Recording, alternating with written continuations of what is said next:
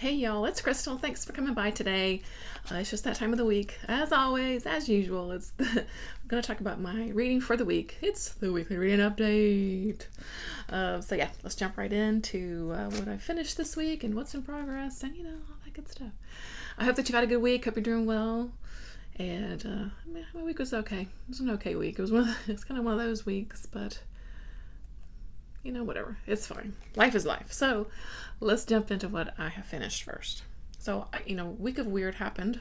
I did a few vlogs for those. I'm not going to talk about any Week of Weird stuff here because I talked about it all in those in those videos, but I really enjoyed Week of Weird, and I read some really good stuff.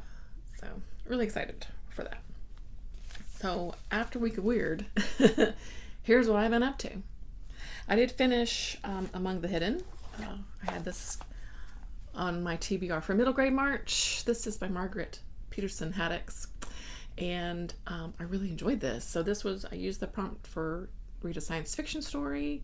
And also there was a prompt to read a book that has like sky on the cover.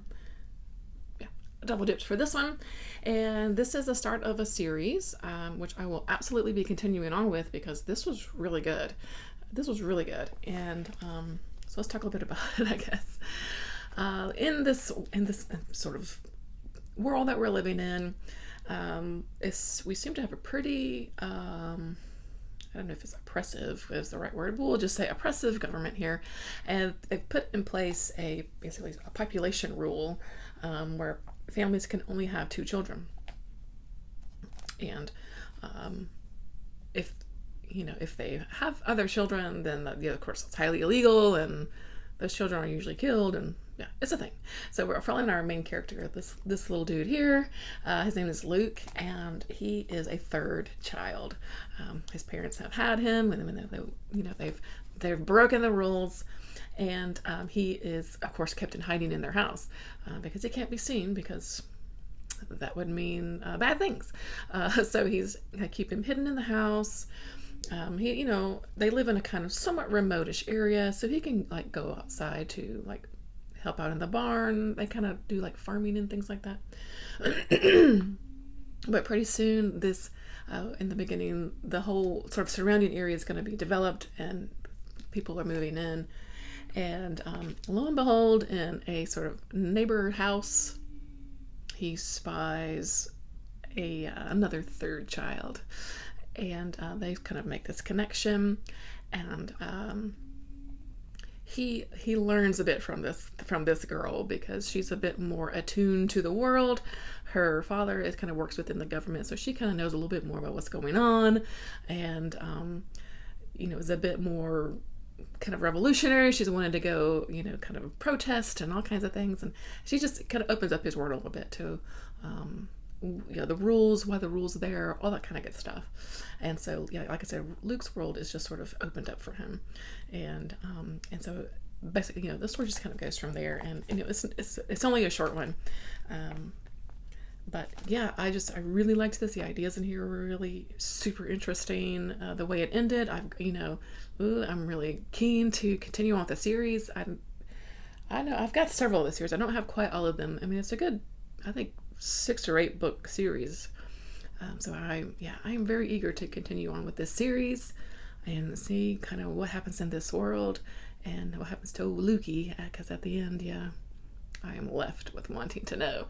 So I thought this was excellent. I really feel like sort of dystopian type books. Of course, I think you'll really like this one, and if you're into middle grade, it's a good one. I liked it very, very much. So yeah. And then I read Antimatter Blues by Edward Ashton. This I had an arc from NetGalley, so I was a little bit late reading it. Whatever, it's fine.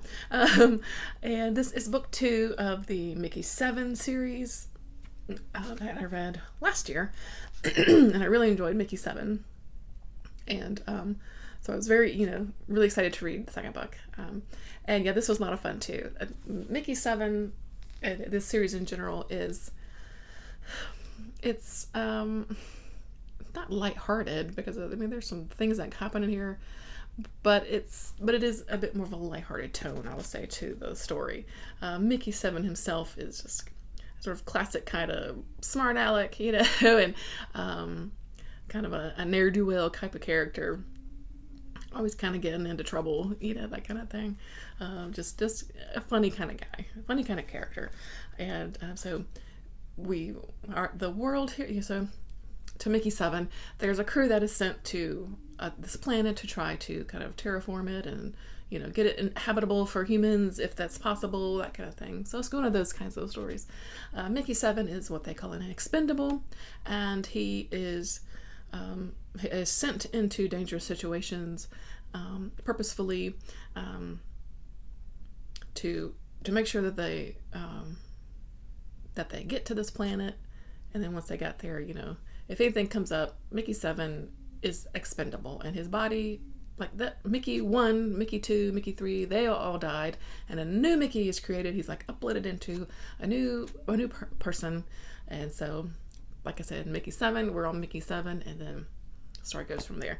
And like I said, the world opens up a little bit here. We meet some different, we find that this planet is actually already inhabited by some folks, some creatures.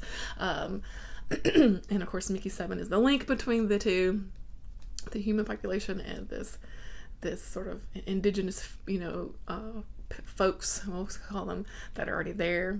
Things happen. Yeah. I don't know how to explain it because it's just really fun. It's just a really fun story. It was just some fun characters, interesting world. And yeah, I really enjoyed book 2. I didn't like it maybe as much as Mickey 7, but it was still a lot of fun. Had a lot of fun with it. So I would recommend it if you liked Mickey 7. I think it's worth reading Antimatter Blues. All right, and then went way off TBR. I needed something. I needed an audiobook. I didn't need it. I wanted an audiobook. And I just, you know, I didn't really know what I was in the mood for. You ever get like that sometimes? So I just was kind of flipping through Libby and things I've got saved, you know. I was like, oh, The Boatman's Daughter. Man, I've been really wanting to read that, and it was available now. So I said, you know, let's just give it a go. It's not super crazy long for the amount of time that I had, and yeah, let's do it. So I pulled it up. This is by Andy Davidson, by the way, and I flippin' loved this book. I loved this book. It is so good. Okay, so let's talk about it. We take place in this sort of swampy, marshy area of, was it Alabama? Anyway, the South. And sort of right at the beginning of the story, there's a young girl, and she's on the boat with her dad, and something happens.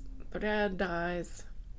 There's a witch involved. She finds this sort of strange baby abandoned in the swamp, and she picks it up. It looks very strange. It's got like webbed fingers, and the skin's really interesting looking and different. And so she and the witch, usually they end up raising this little baby, as we see as the story moves on. And basically, this girl becomes the boatman. So, and the boatman is involved in basically the drug activity of this area. So it's a pretty small town, right on like a, you know, sort of river bayou kind of area. And so stuff is sort of ferried up and down the water. And yeah, so she has taken over her dad's. Also, there's a little kind of like bait shop kind of thing that he ran. But also this sort of side gig of this ferry for the drug people. And so we meet the other people involved in this drug people. There's the guy that grows for them, which is this kind of dwarf character who was like super interesting. John Avery was his name. For some reason I remember his name. And he has a wife and a small baby. There's this like weird preacher character, because of course it's the South. There's going to be a weird preacher character. And there's this sort of, you know, kind of cop guy who's like very evil and corrupt, because it's the South. And this is kind of what happens sometimes in small towns. And again, like I said, there's this witch character, and it's just fantastic. So it's elements of like folk horror, witchy vibes, of course. And again, you get this kind of more gritty side of this sort of more Southern Gothic kind of story, dealing with this, you know, kind of drug, you know, drug runs that are going on, and what that means for this girl who she grows up. She's like in her early 20s, about in this sort of present day storyline. This little baby that they found who's been growing up. There's another girl that comes in who is very pivotal, particularly between this creepy preacher guy and, yeah, like I said, folk horror, maybe a bit of a cosmic feel even. But oh my God, it's just so good. The writing in here was so rich and really beautiful. It was so well written. I could just visualize this bio, visualize this swamp. You can feel the heat. You can feel the skeeters in the air almost, because it's going to be skeetery down there. And yeah, I don't want to say much more because I think you just need to read it. You just got to read it. It was fantastic. 5 stars from me. I thought it was bloody brilliant. So I've got to read more by this author because holy hell, I love this book. All right. Moving on. I feel like I didn't say much about it, but it's just good. You just got to read it. And then went back to my TBR and I read The Black Heart Boys Choir. This is by Curtis M. Lawson. Now this is a book that's on my 23 for 23 list, where I picked all ebooks to read. And I've got 3 off the list already. I mean, I'm making progress. And I've been wanting to read this one because I know Brad over at Brad Proctor really liked this one. And it just sounded really great. And yeah, it was pretty great. Yeah, this was pretty great. I really enjoyed this one also. We're following, our main character's name is Lucian, and he's a teenager. He's in high school. But he, times are a bit difficult for him right now. Right in the beginning of the book, we learn his father, who is a pretty well-known sort of composer and very involved in classical music, really well-known. He has killed himself, and so he and his mother are left, to sort of pick up the pieces. His mother is really just, she's not very good either. She's very much drug addicted and just pretty absent from his life. They've had to kind of downgrade he was going to a private school, so now he's got to go to public school. They were living in this big fancy house. Now they just live in this kind of small condo, all this kind of things. And he kind of has, a way of living that he was used to. He was very much used to his friends at this private school and all that kind of good stuff. So he definitely has sort of these preconceived notions of what, public school kids are like and all this kind of stuff. So he's a bit pretentious. Let's just say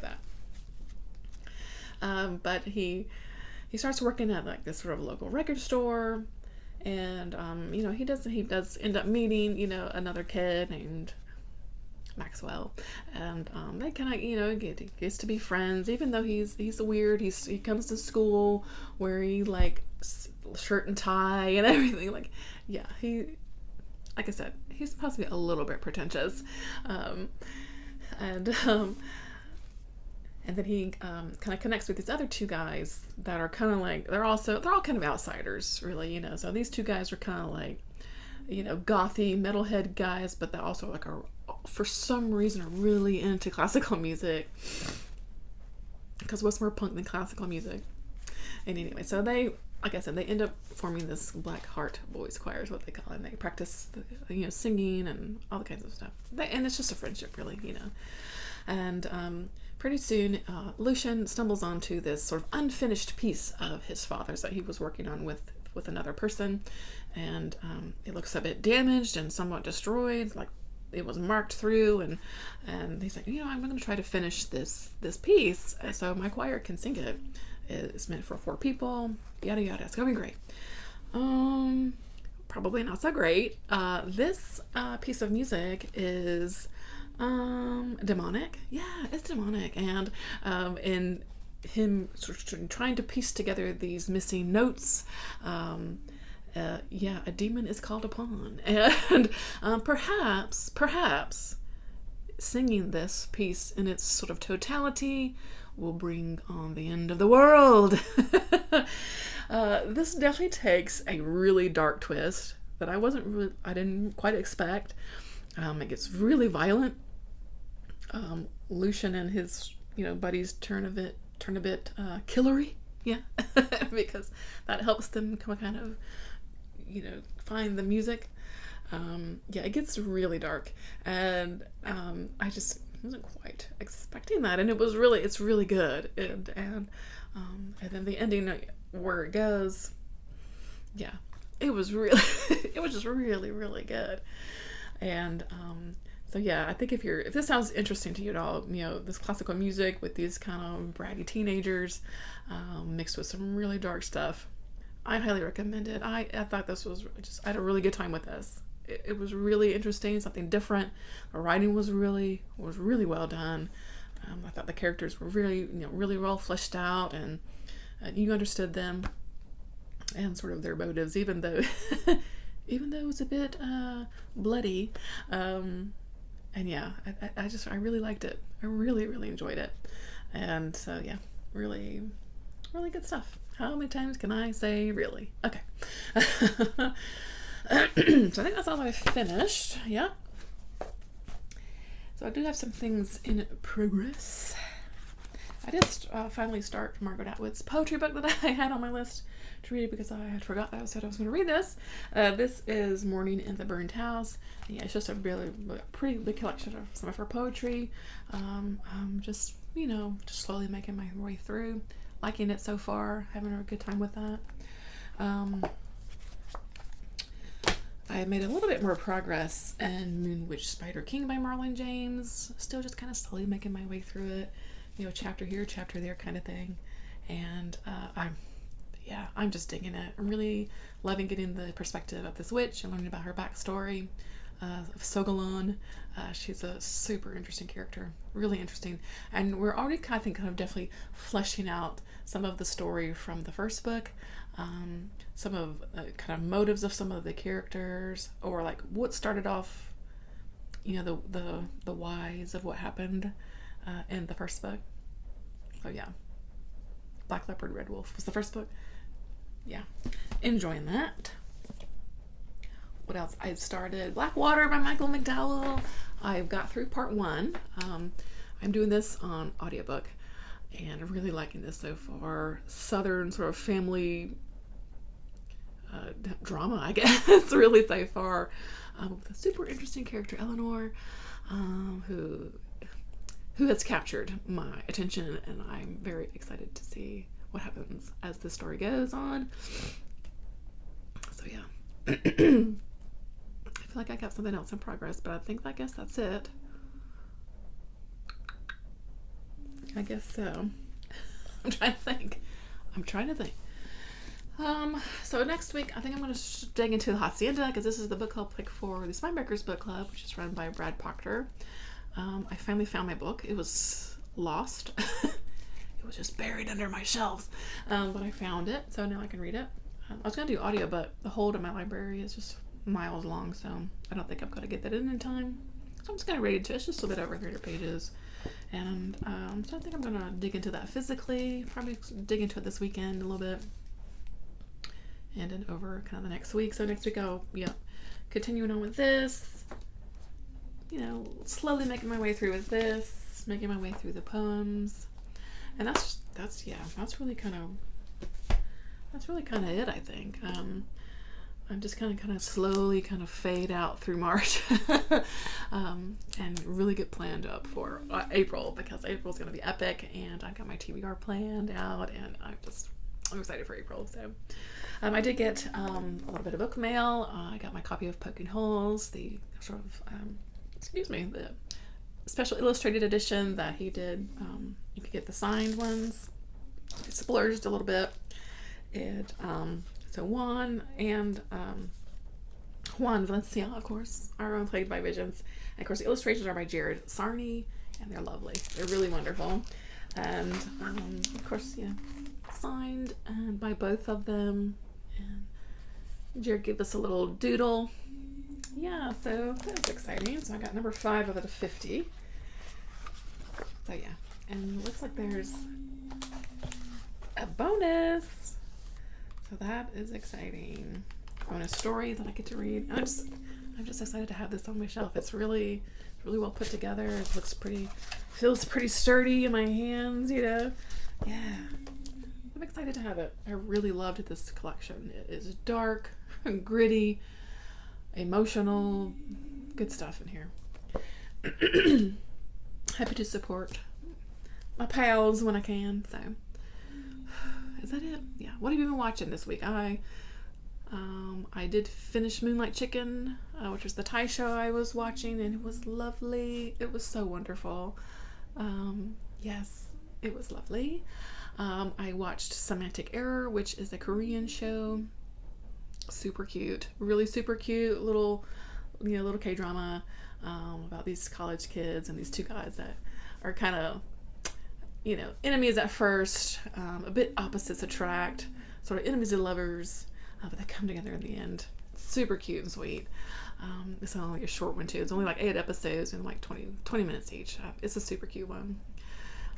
Hubby and I are actually a little behind now on Mandalorian. We still need to watch this week's episode. But other than that, I think that's all I've been watching. I've been listening to, I made a playlist.